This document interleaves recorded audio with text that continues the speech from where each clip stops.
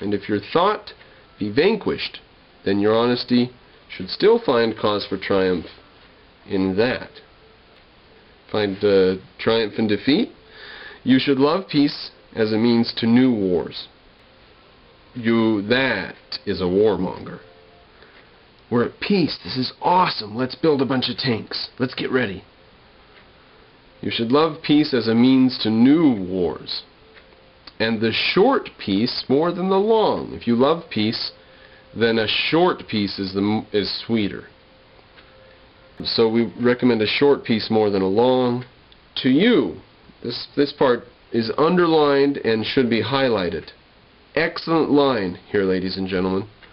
Hold on to your ottoman. To you I do not recommend work, but struggle. Different. Don't work. Struggle.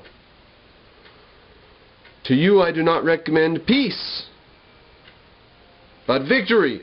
Ha ha ha ha ha. How do you like that? I love that line. Ha ha ha. To hell with peace. Let's have victory, which includes peace. Sweeter. Let your work be struggle. Let your peace be a victory. One can be silent and sit still only when one has bow and arrow. Else one chatters and quarrels.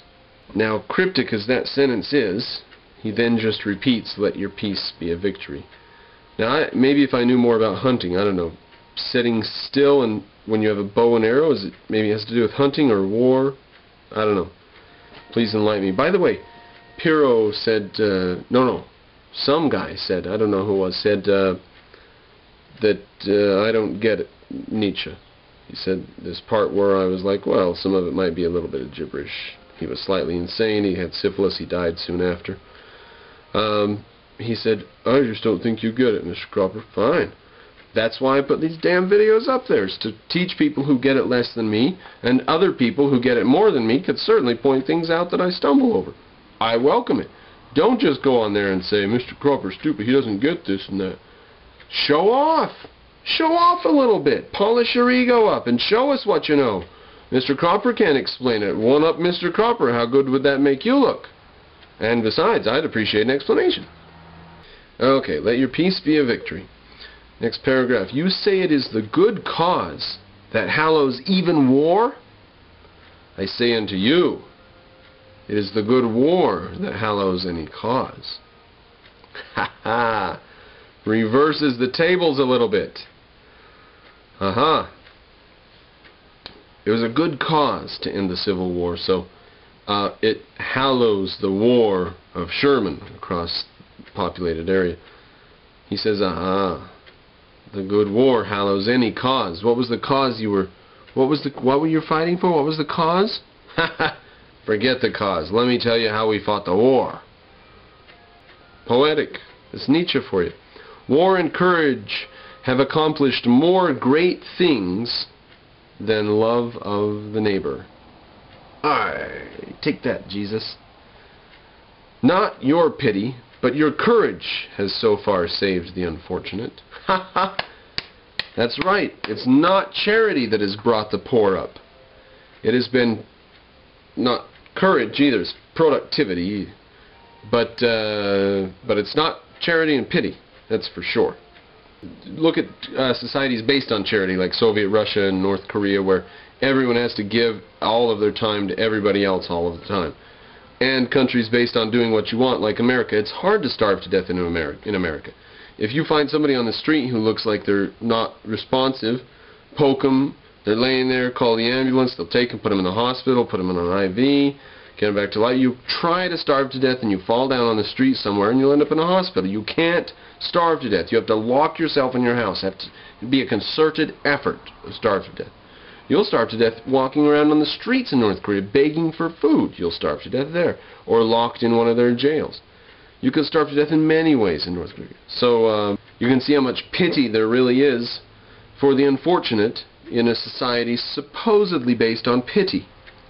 And you can see how much pity there really is for the poor and unfortunate in a society supposedly that disregards pity.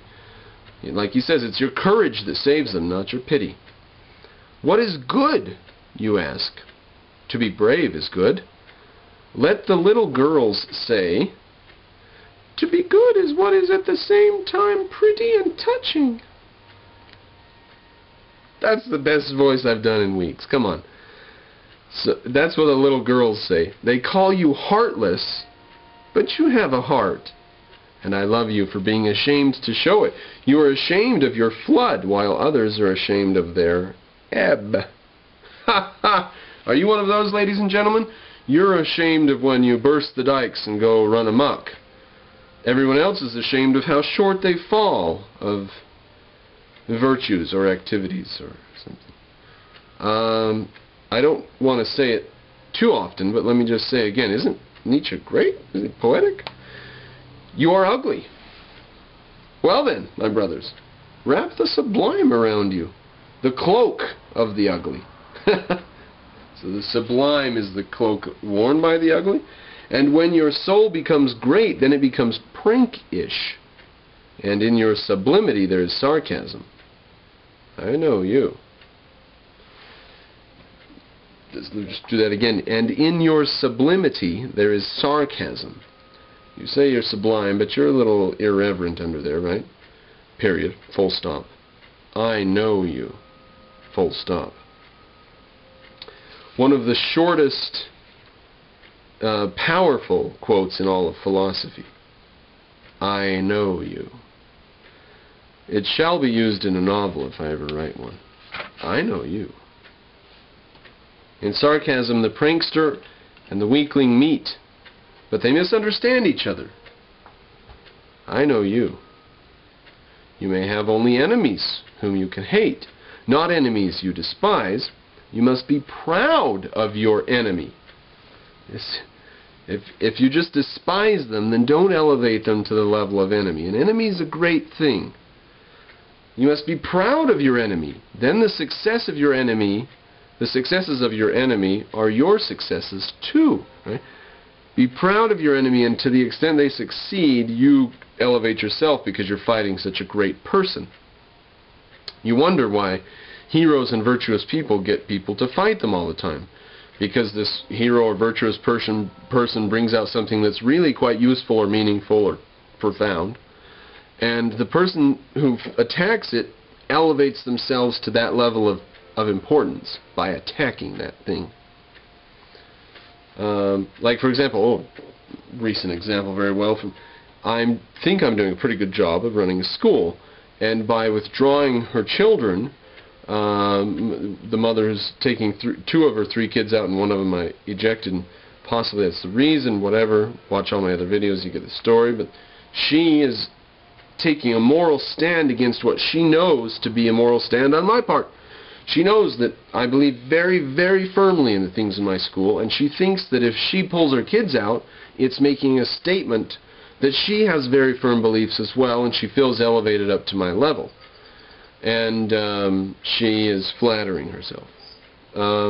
So, your enemy should be great. Your enemy you should be proud of them, elevated. Recalcitrance, that is the nobility of slaves. So even if you're a slave, you can still be noble. Your nobility should be obedience. Your very commanding should be obeying. To a good warrior, thou shalt sounds more agreeable than I will. And everything you like, you should first let yourself be commanded to do. To the good warrior, thou shalt sounds more agreeable than I will. If there's a war, if there's a battle, you know. Your love of life shall be love of your highest hope, and your highest hope shall be the highest thought of life. Your highest thought, however, you should receive as a command from me, and it is. Here it is, : man is something that shall be overcome. Thus live your life of obedience in war. What matters long life? What warrior wants to be spared? Hercules wanted the good death. He chose that. They said, do you want a long life or a glorious death and to be forever remembered? Or what is it? Hercules or whoever.